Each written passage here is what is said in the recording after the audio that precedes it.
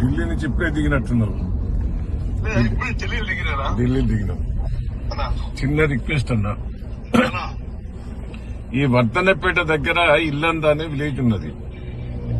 SRSP 282 ఆ gate వదిలితే ఆకేర్ బాగ్ లో పడుతుంది.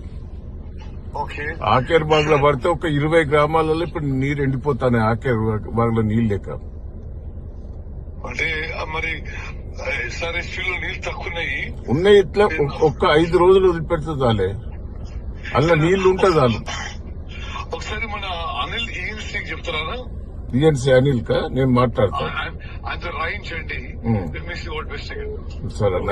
ఒక 10 ఊర్లో అంటే నా కాన్షియన్సే కాదు, పాత వర్ధనపేట, కొంత పాలకుర్తున్నది, అంతా కలుపుతుంది ఇది.